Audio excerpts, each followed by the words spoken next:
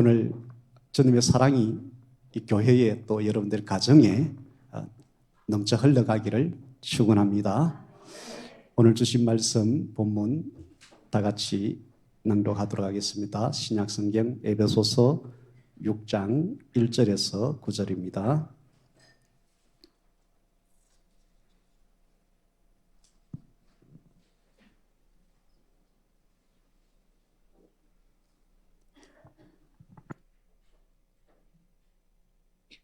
에베소서 6장 1절에서 9절 말씀 함께 봉독합니다. 시작.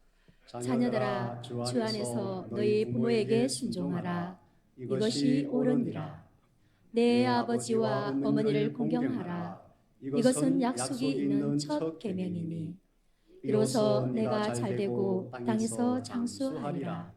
또 아비들아, 너희 자녀를 노엽게 하지 말고 오직 주의 교훈과 훈계로 양육하라. 종들아, 두려워하고 떨며 성실한 마음으로 육체의 상전에게 순종하기를 그리스도께 하듯 하라.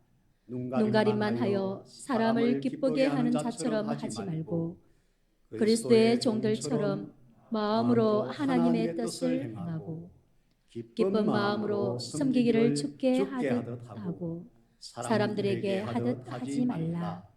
이는 각 사람이 무슨 선을 행하든지 종이나 자유인이나 주께로부터 그대로 받은 줄을 알미라.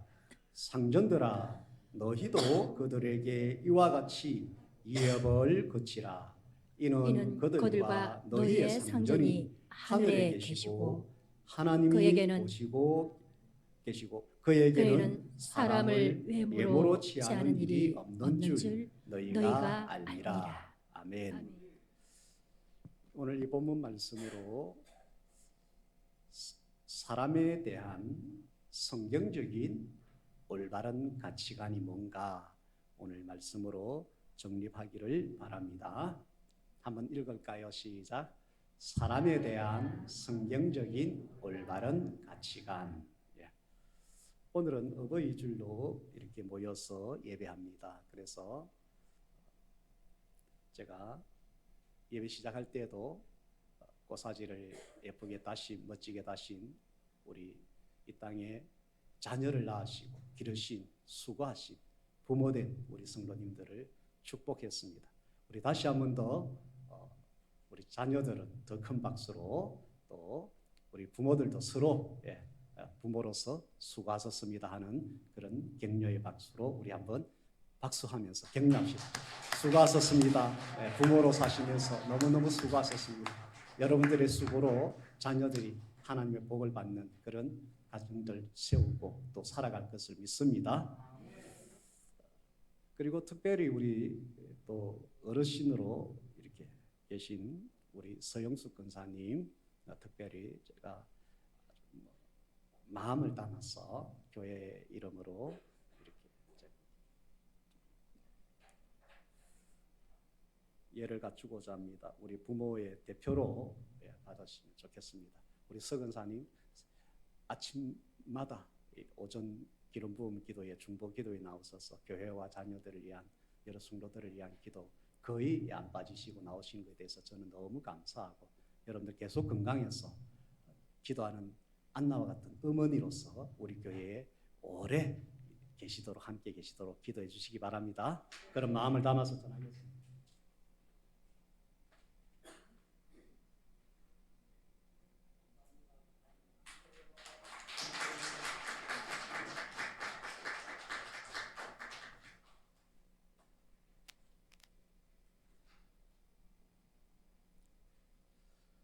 오늘 어버이날이라서 제가 평소 때 설교 때 안 하던 것을 한번 하고 본문으로 진행할까 합니다. 여러분들 잠시 들어봐 주시면 좋겠습니다. 그 어버이날에 공모시를 이렇게 받아서 입선된 그런 시가 있는데 하나 소개할까 합니다. 제목은 어머니입니다. 이렇게 시작합니다. 어머니, 나에게 뒷글 하나 주지 않은 거린들이 내게 손을 내밀 때면 불쌍하다고 생각했습니다. 그러나 나에게 전부를 준 어머니에게는 불쌍하다고 생각해 본 적이 없었습니다. 나한테 밥 한 번 사준 친구들과 선배들에게는 고마워서 답례하고 싶어 불러냈습니다. 그러나 날 위해 평생 밥을 짓고 밤늦게까지 기다려주신 어머니에게는 감사하다고 생각해 본 적이 없었습니다.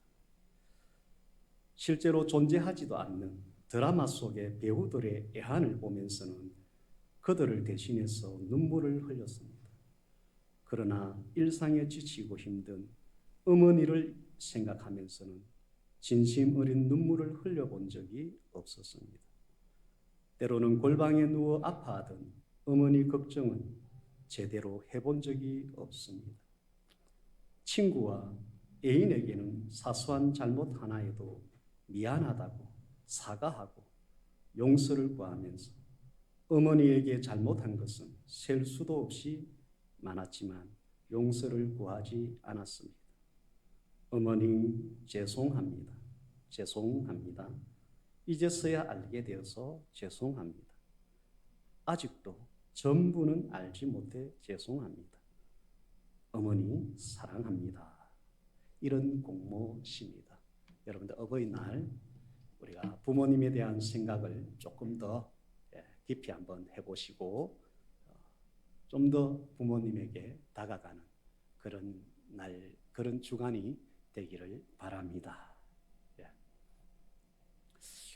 오늘 본문에 보면 자녀들에게 또 4절에 아비들에게 또 5절에는 종들에게 9절에는 상전들에게 가정에서 부모 자녀 간에 또 이제 사회생활하는 가운데서 뭐 직장이라 할 수도 있죠. 요즘에는 예전에는 뭐 이렇게 노예들도 있는 시대였잖아. 로마 시대 때 그죠?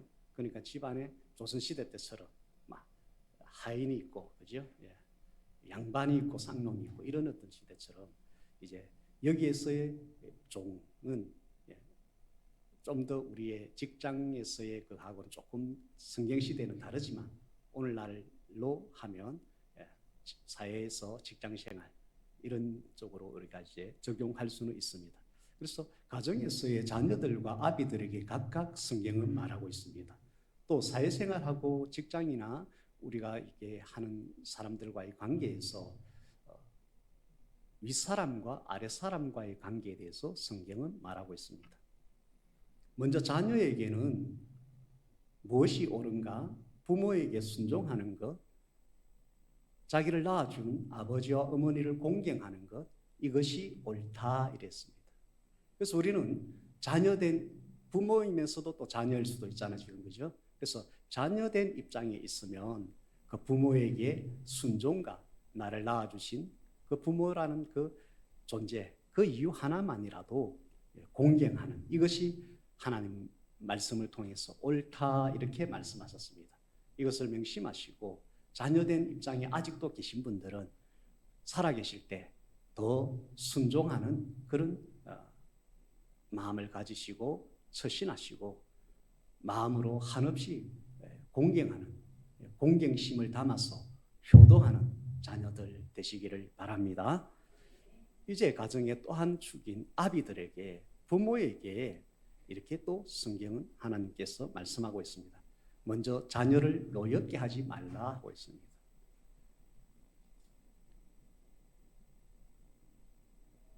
자녀에게 할 것은 노엽게 하는 것이 아니라 하나님이 주신 성경적인 교훈, 훈계, 그 구약시대로 하면은 신명기에 있는 하나님의 말씀.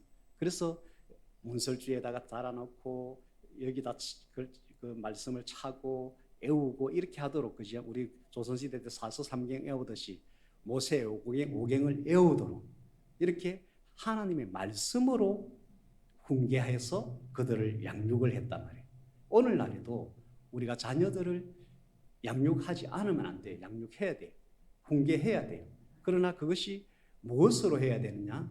내 과거 살아온 어떤 삶의 어떤 그 가치관이나 내 살아온 방식이나 이런 것을 이제 강요하고 하는 것이 아니라 내가 발견한 하나님께서 우리 사람에게 어떻게 살아라고 했다 하는 그것을 계속해서 주지시켜주고 그 방향으로 가도록 우리가 훈계하는 것, 이것은 해야 됩니다.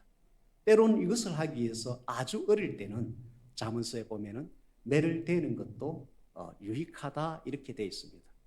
그럼 오늘날 시대에는 꽃으로도 아이를 때리지 마라.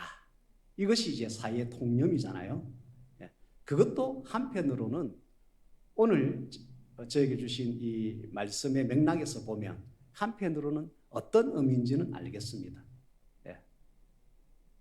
근데 문제는 아비들이 자녀를 대할 때 하나님의 말씀으로 해야 된다는 거죠. 자기 성향으로 하는 것이 아니라 하나님의 말씀을 그에게, 자녀에게 주지시켜야 된다는 거죠. 절대로 자녀를 노엽게 하는 훈계는 있을 수가 없다는 거죠. 자기가 화가 많이 나 있어요. 그래서 아이가 잘못한 게 있어요. 평소 때는 넘어가 줬어요. 근데 내가 지금 화가 나 있기 때문에 그 아이의 잘못을 못 참은 거예요. 그 화가 그 아이에게 쏟아지는 거예요. 헬기를 쏟아놓고 화를 쏟아놓는 이런 그 잘못에 대한 지적과 야단치는 거, 또는 매를 대는 거, 또는 손찌검을 하는 거, 이런 것들은 성경에서 허용되어 있지 않다는 거예요. 매를 대한다면 너가 잘못과 옳음에 대해서 아이들이 개념이 없을 때, 잘했을 때는 이렇게 칭찬을 해줘서, 잘했을 때는 네가 앞으로 사회생활하면서 이렇게 네가 사람들에게 인정받을 것이다 하는 개념을 심어주기 위해서 잘했을 때는 잘했다 해서 내가 이렇게 하면은 이렇게 칭찬받고 인정받구나 하는 개념을 심어주기 위해서 우리가 그렇게 하는 것이고, 또 잘못했을 때 아주 어릴 때는 조그마한 매로 이렇게 따끔하게 손바닥 이런데 전혀 경험해보지 못했잖아요. 근데 그 손바닥 약간 맞는 거, 종아리 약간 맞는 거, 그것이 평생에 처음 경험하는 거잖아요. 그 고통을.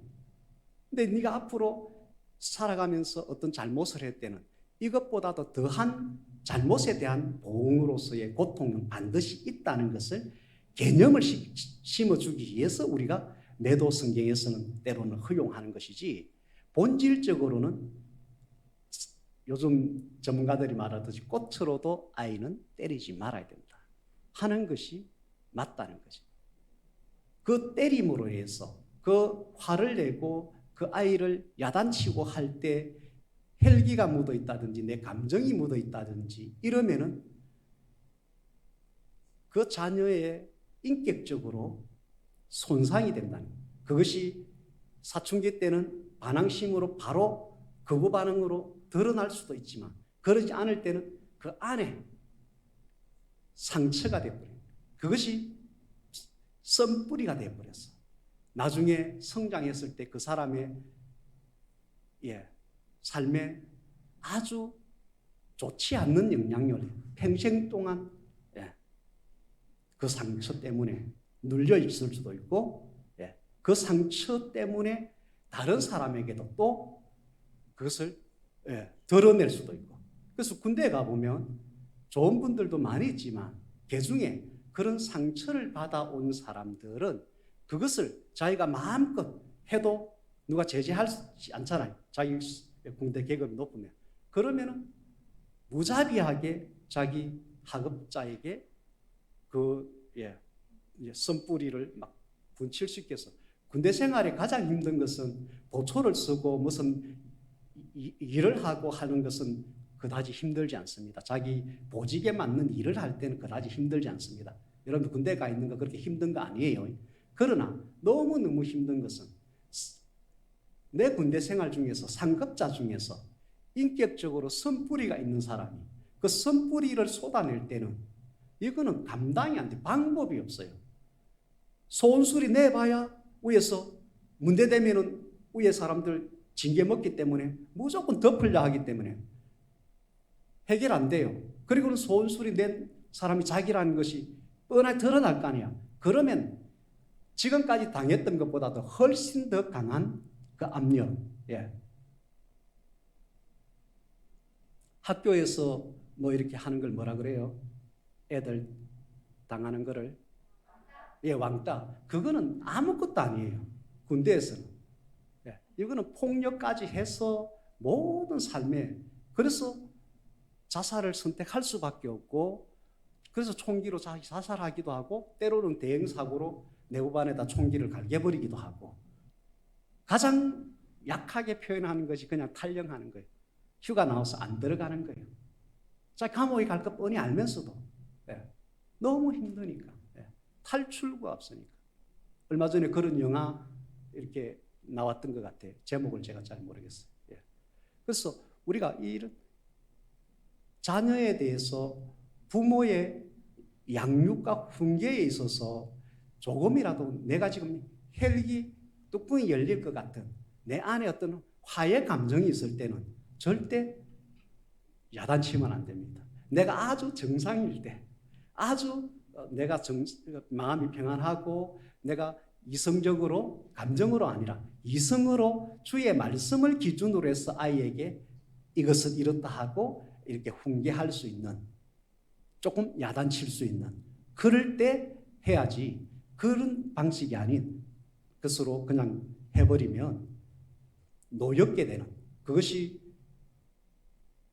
반발과 저항심으로 노여움을 나타날 수도 있지만 그것이 아이이기 때문에 부모 앞에서 드러내지 않는다면 오히려 평생에 그에게 불행한 씨앗이 될 수 있다는 걸 알고 아직도 어린 아이를 키우고 있는 사람들, 여러분들 이것을 명심하시기 바라고, 이미 장성한 사람 우리 자녀들에게는 요즘 MZ세대라 해서 뭔가 이렇게 성경적인 바른 말을 하려고 해도 이들은 꼰대라고 우리를 지적질하면서 거부하려고 하는 시대.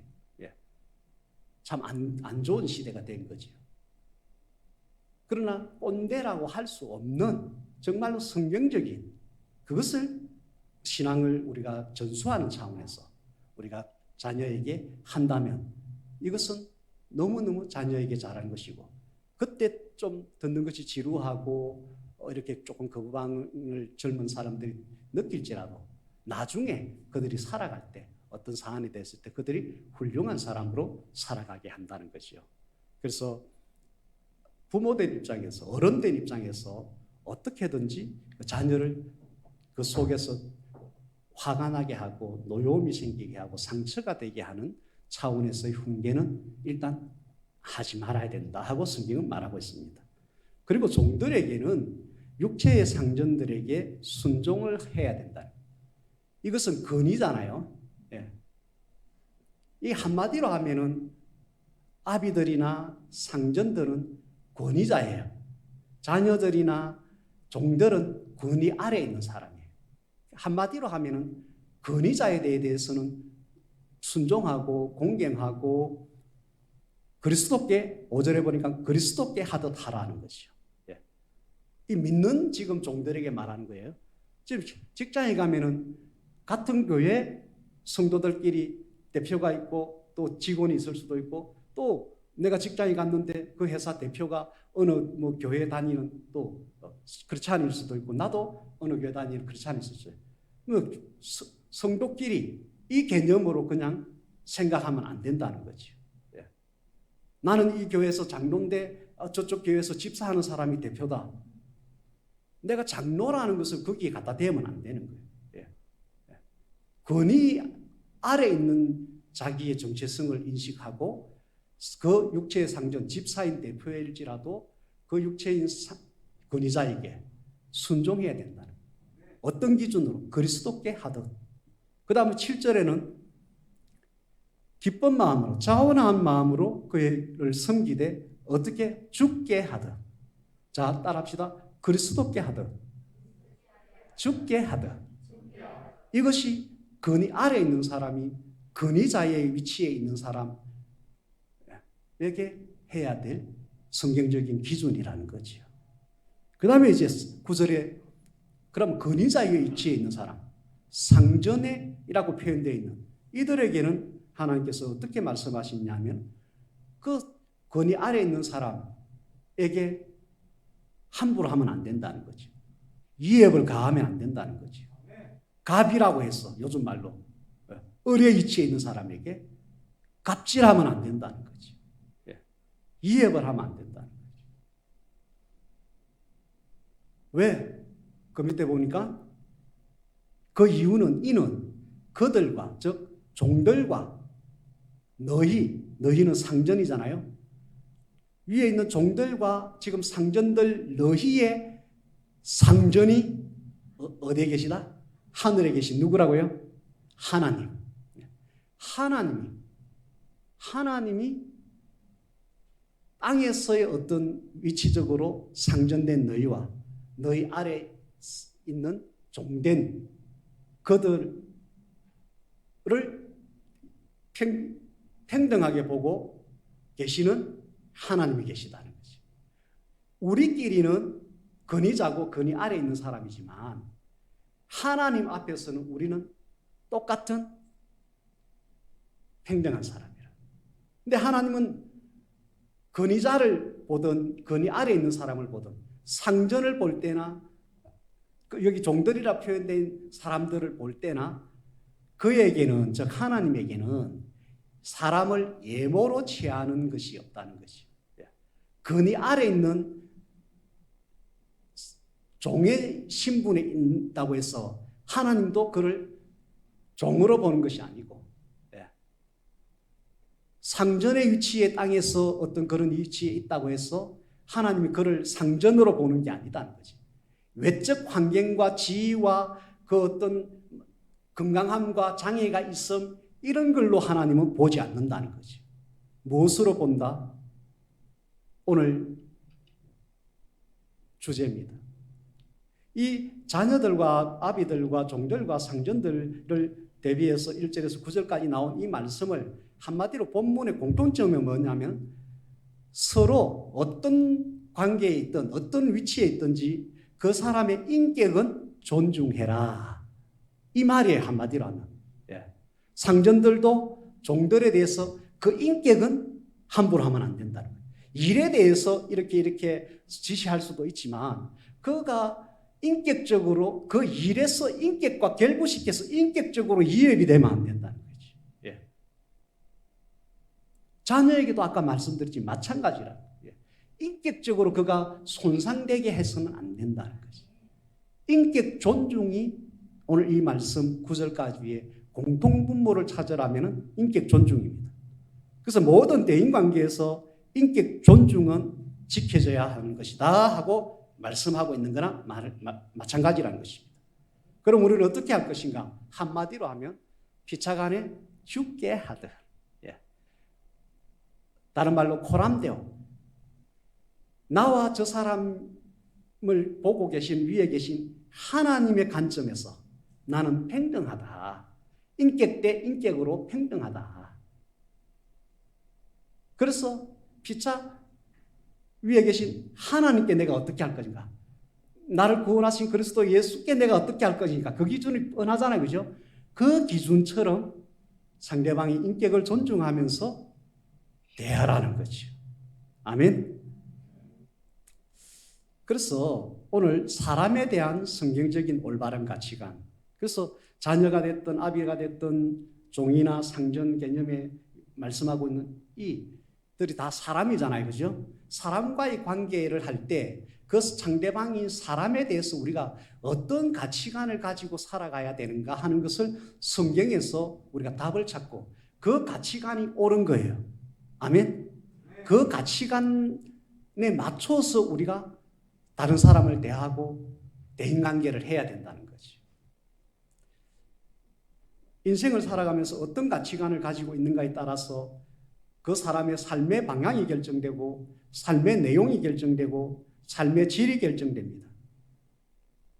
그 사람의 가치관에 따라서 대인관계에 있어서 다른 사람과의 관계에서도 가치관이 일치되면 동질성을 느끼실 거고 가치관이 다르면 똑같은 사안을 두고 가치관이 다르면 서로 상반된 결정을 하게 될 것이고 상반된 어떤 처신을 하게 돼서 어떤 이질성이 생기는 그런 영향을 준다는 거죠. 그래서 우리가 삶에 있어서 누구하고 맞다, 누구하고 좀 안 맞다, 이것은 가치관이 서로 다름에서부터 이것이 연유될 가능성이 있다는 거죠. 이 각자가 가지고 있는 가치관이 영향을 줄 수 있다는 거죠.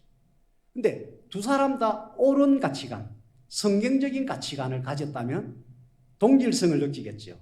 근데 한 사람은 성경적인 가치관을 가졌는데 어떤 사람은 유교적인 가치관을 가졌다. 어떤 사람은 불교적인 가치관을 가졌다. 어떤 사람은 뭐 일반 사회 윤리적인 가치관을 가졌다. 예.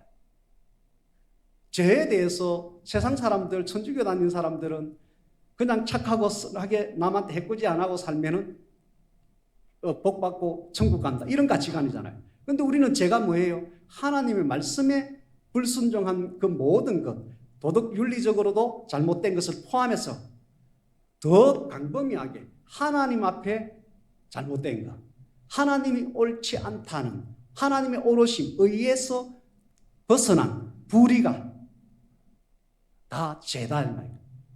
죄라는 개념과 가치관이 불신자하고 성도 간에 다르면 그들과의 어떤 뭔가를 하다가 어떤 비전을 걸고 어떤 목표를 걸고 이렇게 가는데 제 문제가 만약에 거기에 어떤 좀 안 좋은 일을 막 하면서 그 일을 성취해야 될 경우에 그거 안 되는데 성도는 그럴 거고 불신자들은 그 정도는 막 괜찮습니다 하고 막 하려 할 거고 이런 데서 동질성이 아닌 이질감을 느낄 수가 있다. 그래서 가치관에 따라서 사람과의 관계에서 동질성, 이질성 이런 것을 영향력을 줄 수 있다는 거죠.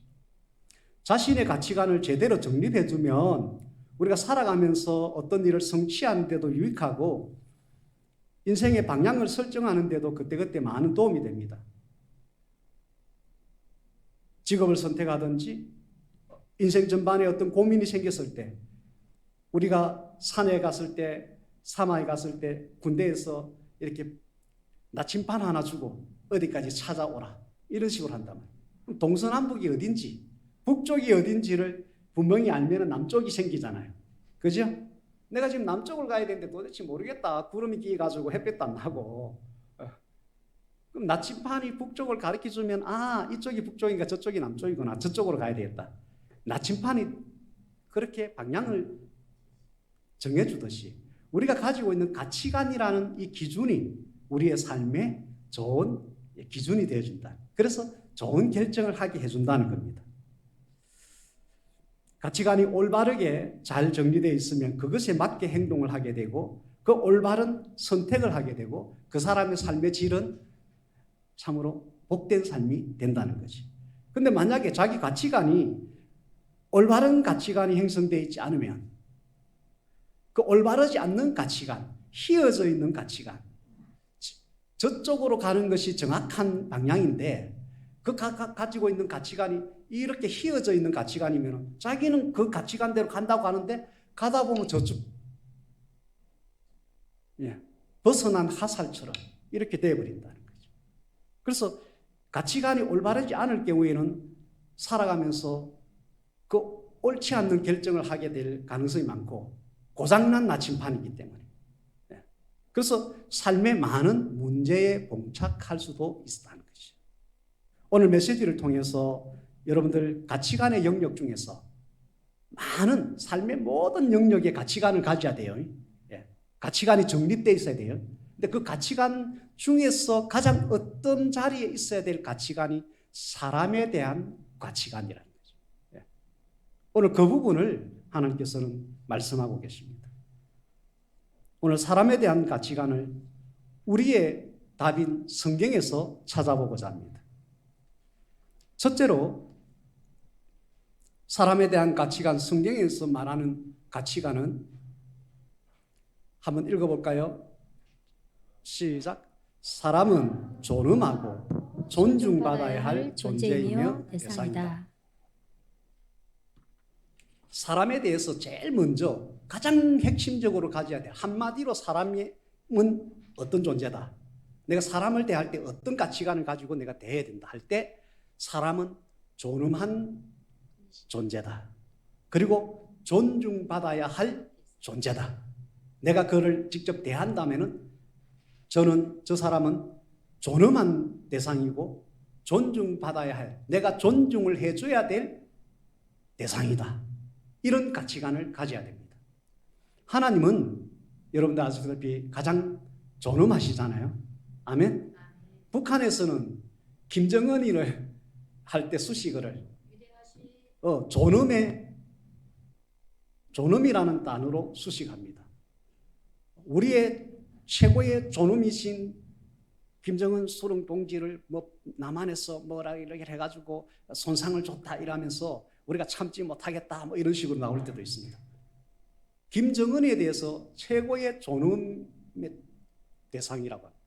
근데 사실은 존엄의 근본이시고 가장 최고의 최상의 존엄은 하나님이십니다. 아멘. 그런데 거기에서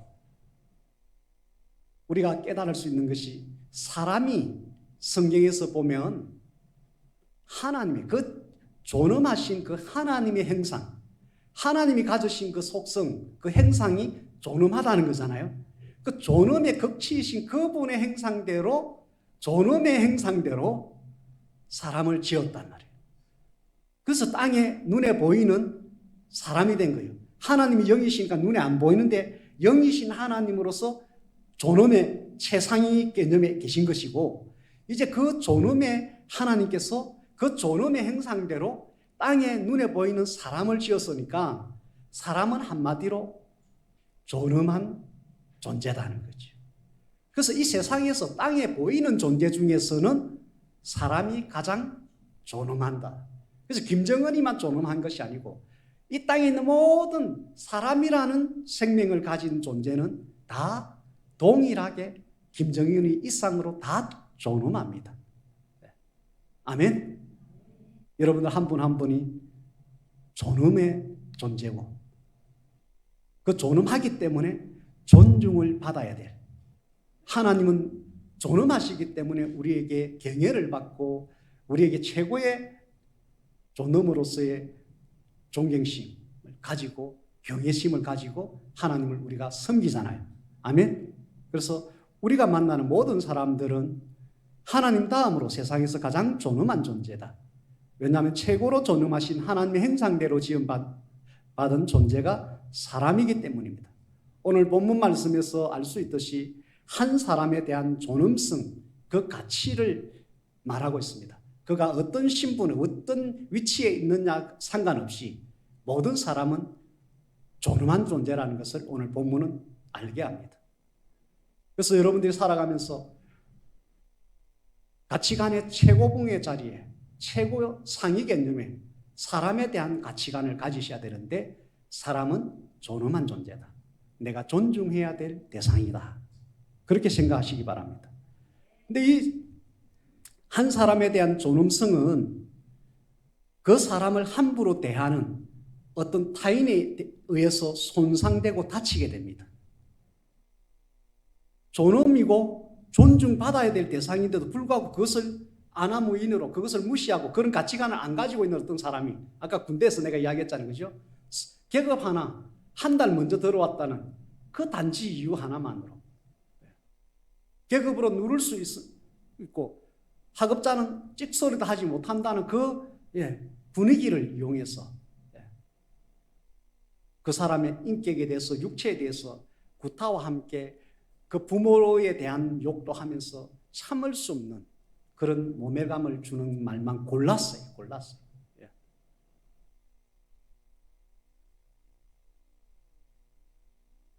때로는 그 성적 그런 것도 요구하게 하고, 말할 수 없는 짐승 같은, 때로는 그렇게 손상을 주기도 합니다.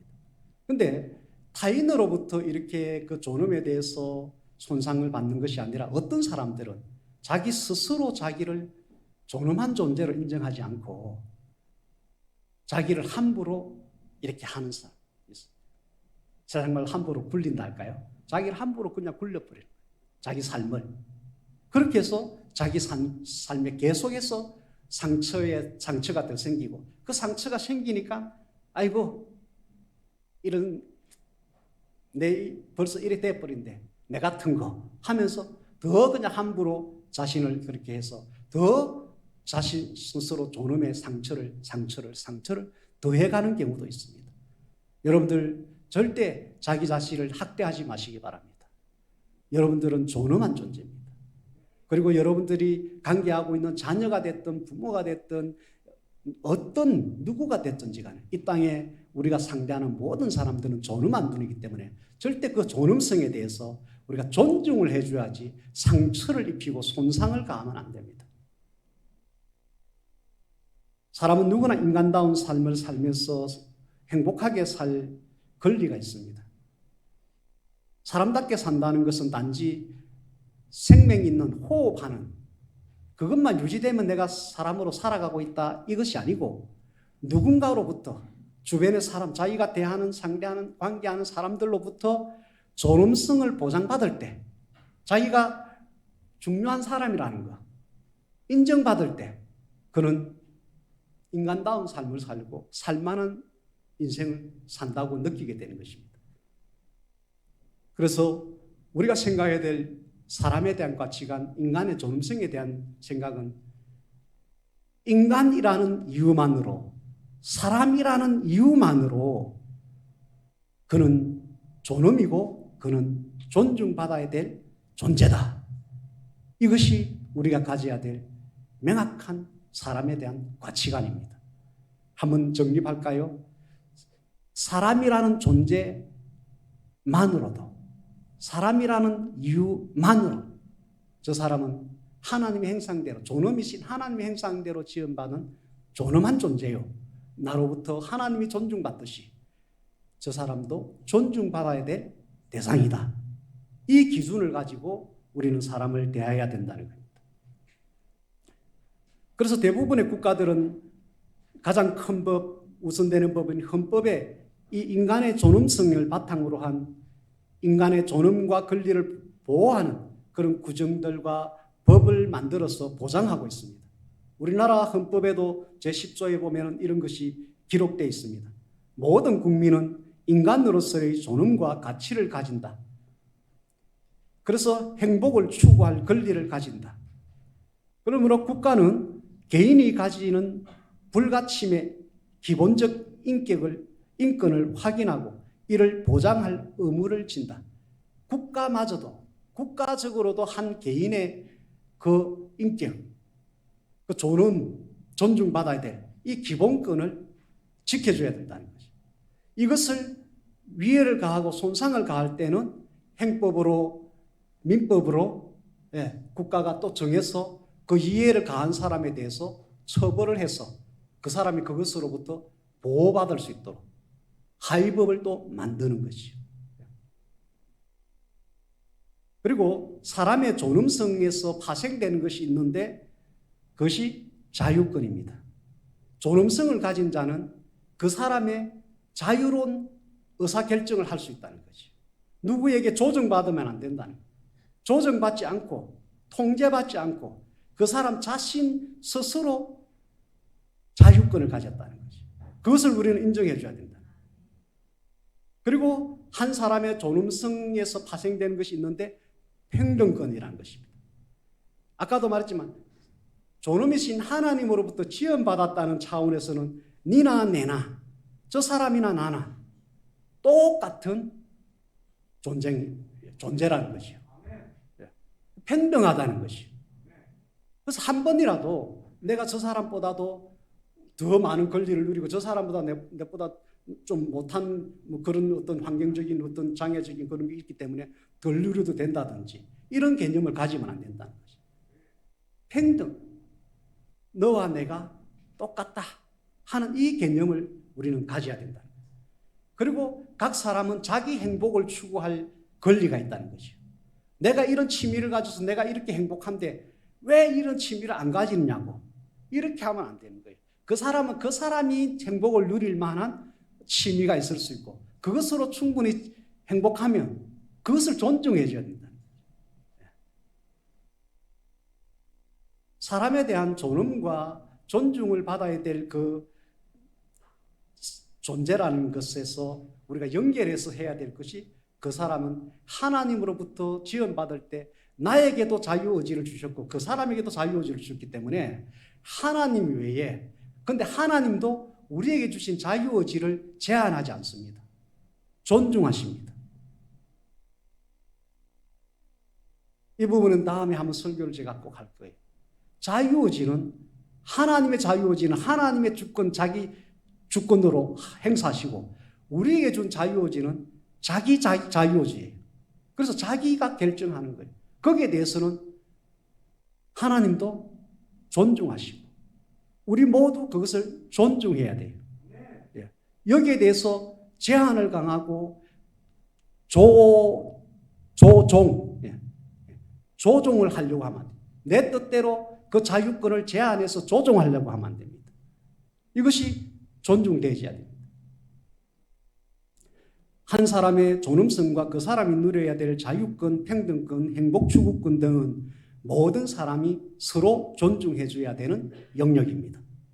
이러한 권리를 누구든지 어떠한 이유에서라도 침해하면 안 되는 영역입니다. 사람은 인간이라는 그 한 가지 이유만으로 존재 가치가 있고 그 인격은 존중받아야 합니다. 모든 사람은 그 존재 자체로 존엄하고 존중받아야 될 사람입니다. 이것이 사람에 대한 우리가 가져야 될 가치관 가장 핵심입니다. 두 번째, 사람은 사랑받아야 할 존재이며 사랑받아야 할 대상입니다. 존엄이신 그 하나님께서 우리를 지어진 하나님의 그 실체의 가장 핵심이 뭡니까? 사랑. 예. 성경에 많이 나와 있잖아요. 그죠? 요한일서 4장 8절에도 하나님은 사랑이시라. 예. 하나님은 사랑이십니다. 하나님의 존재의 실상 중에 가장 핵심이 사랑입니다. 사람은 사랑이신 하나님의 행상과 그 소승대로 지원받았기 때문에 사람도 그 존재 자체의 핵심에 뭐가 있다고요? 사랑이 있다는 거죠. 그래서 사람은 사랑해야 하는 존재며 사랑받아야 되는 존재라는 거죠. 나는 사랑받아야 되고 또 다른 나인 저 사람도 사랑을 받아야 되기 때문에 그 사랑이 사랑받으려면 누군가가 사랑을 해야 그 사람이 사랑받는 존재가 되는 거예요. 또 나도 사랑받아야 되니까 또 누군가가 나를 사랑을 해줘야 내가 사랑받는 존재가 되는 것입니다. 그래서 구약시대 하나님께서는 십계명을 통해서 1에서 4계명은 하나님은 사랑이기 때문에 그 백성을 사랑하시잖아요. 그죠? 그래서 이제 사람인 우리가 하나님을 사랑하도록 1계명에서 4계명까지 하나님의 사랑하라는 차원의 계명을 주신 것입니다. 그리고 6계명에부터 부모를 공경하라 5계명에부터 5계명부터 해서 마지막 10번째 계명까지 사랑과 관련된 계명을 주셨단 말이에요. 그래서 사랑을 하는데 살인을 하겠어요? 사랑하는 사람의 것을 도둑질 몰래 해가 오겠어요? 사랑하는 사람을 향해서 위정을 하겠어요? 거짓 증거를 하겠어요? 안 합니다. 사랑하라는 거예요. 신약시대 예수님께서도 이 땅에 오셔서 율법의 완성은 사랑하는 것으로 완성된다 이렇게 말씀하시면서 나는 율법을 완성하러 왔다 하면서 자기가 스스로 십자가에서 사랑으로 피 흘려 죽어주시고 그리고 우리 모두에게 새 계명, 구약의 10계명을 압축시킨 엑기스가 되는 서로 사랑하라. 이 새 계명을 주심으로 해서 사람인 우리의 존재 핵심에는 뭐가 있다? 사랑이다. 그래서 사람은 사랑을 받아야만 행복하다.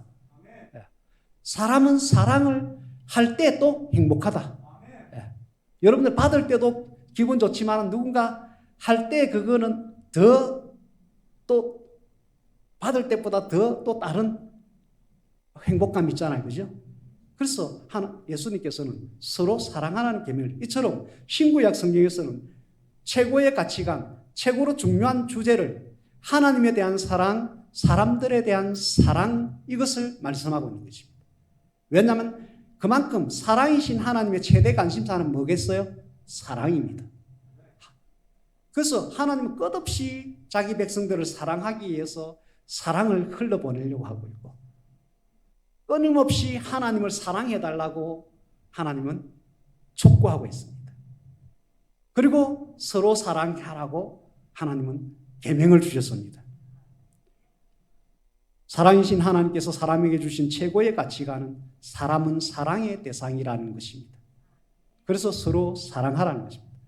서로 상대를 향해서 사랑할 때에 그 누군가는 사랑을 받는 대상이 될 수 있기 때문에 우리는 먼저 사랑해야 되고 서로 사랑해야 됩니다. 그래서 우리는 사랑받는 사람, 우리는 사랑받기 위해 태어난 사람. 나만 사랑받는 것이 아니고 저 사람도 저분도 사랑받아야 되기 때문에 내가 사랑해줘야 사랑받기 위해서 태어난 사람이 될 거 아니에요. 아멘.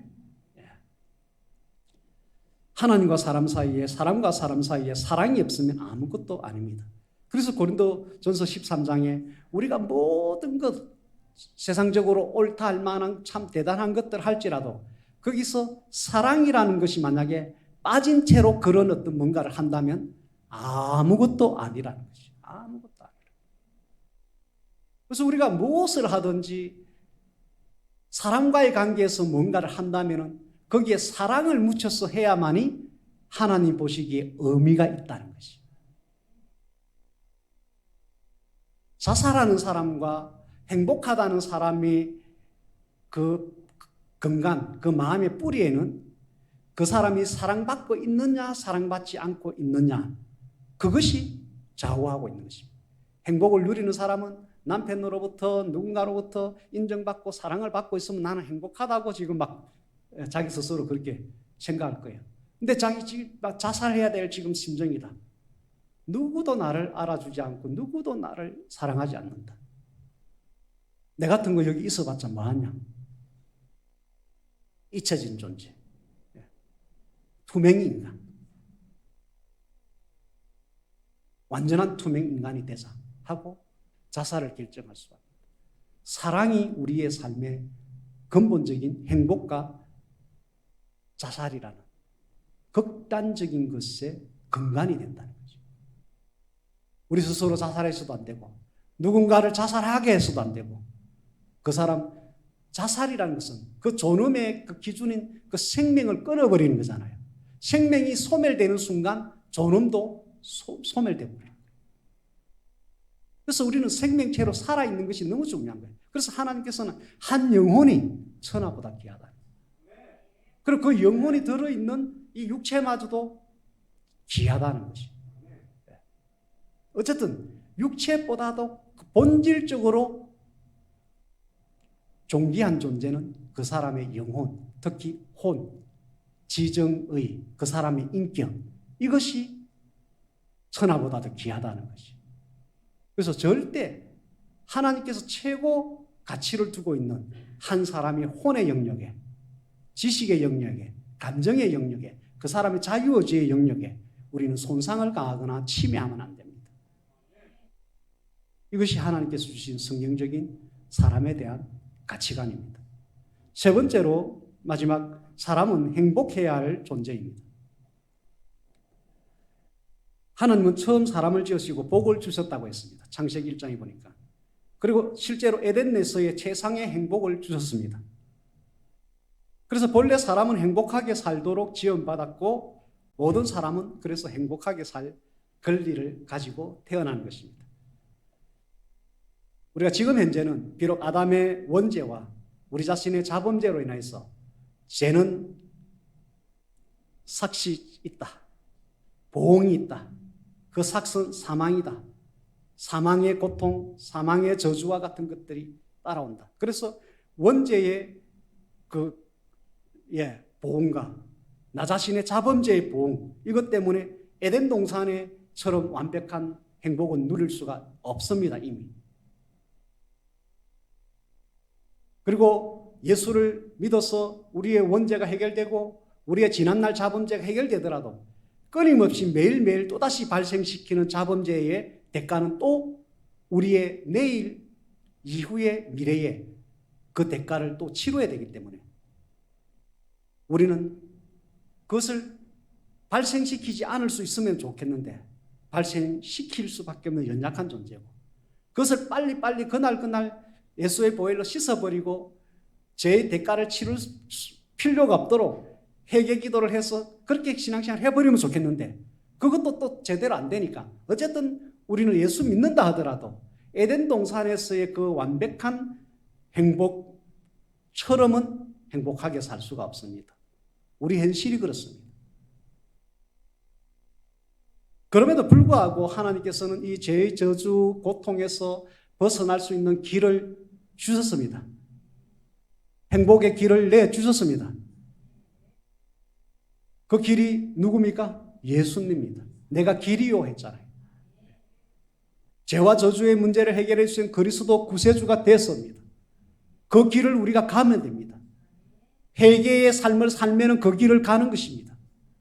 순종의 삶을 살면 아예 죄를 발생하지 않는 행복의 길, 천국 영생의 길을 우리가 갈 수가 있는 것입니다. 연약하기 때문에 죄를 짓더라도 마음에 애통함을 가지고 하나님 앞에 그 죄를 정말로 미워하면서, 죄는 미워하라 했거든요. 죄를 지은 사람은 미워하면 안 돼요. 그 죄 자체를 미워해야 돼요. 내가 비록 죄를 지었더라도 나 자신을, 존엄의 대상인 나 자신을 미워하면 안 돼요. 내가 지은 그 죄를 미워해야 돼요. 그 죄를 미워하면서 예수의 피로 씻어버려야 돼요. 그 죄, 미워할 죄, 나에게 그 죄의 대가를 치러야 되게 하는 그 죄를 예수의 피로 씻어버리면 되는 것입니다. 그러면 우리는 에덴 동산만큼 완벽하지는 않지만 그래도 하나님 주시는 행복을 누릴 수가 있다는 것입니다. 모든 성도는 예수님으로 말미암아 하나님 주시는 복과 행복을 다시 회복하고 누릴 수가 있음을 깨달으시기 바랍니다. 사람은 행복하게 살아야 되는 존재이기 때문에 행복의 길을 다시 하나님께서 예수를 통해서 우리에게 내어주신 것입니다. 여기 계신 여러분들, 사랑하는 성도님들, 여러분들은 사람이라는 그 존재 이유만으로 행복할 자격이 있습니다. 행복하게 사셔야 합니다. 자긍심을 가지고 살아가시기 바랍니다. 말씀을 마무리하겠습니다. 오늘 성경적으로 우리가 사람에 대한 가치관을 정립을 해야 되는데 하나님은 성경을 통해서 모든 사람은 존엄이신 하나님의 형상대로 지음받았기 때문에 존엄한 존재다. 존귀한 존재다. 그래서 그들은 그 자체로 존중받아야 할 대상이다. 이렇게 말씀하십니다. 두 번째로 사랑이신 하나님의 형상대로 지음받았기 때문에 모든 사람의 그 속의 핵심은 그 행복과 불행의 그것을 좌우하는 것은 사랑이 그에게 있느냐, 사랑을 받고 있다고 인식이 되느냐 하는 것에 달려있기 때문에 모든 사람은 사랑받아야 됩니다.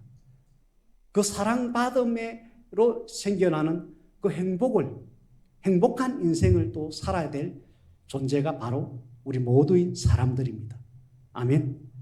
여러분들 행복하시기를 너무너무 제가 원하고 원합니다. 여러분들 사랑함으로 해서 사랑받는 여러분들 되기를 바랍니다. 여러분들 자신을 학대하지 말고 여러분들 스스로 하나님 형상대로 지음받은 존귀한 존재라는 이 자긍심을 가지시기 바랍니다. 그리고 어떤 누구를 대하든 이 기준으로 대하시기를 바랍니다. 그래서 오늘 이 메시지를 들은 우리와 대인관계를 하는 그 모든 사람들은 우리를 통해서 그가 존중받는다는 느낌, 우리를 통해서 자기가 사랑받는 사람이라는 느낌, 우리의 어떤 그를 존중해주고 사랑해주는 것 때문에 자기는 행복하다는 느낌을 가질 수 있는 그런 삶을 삽시다. 이 가치관을 가지시면 다른 사람들도 주라 그리면 그대로 받을 것이라 했잖아요.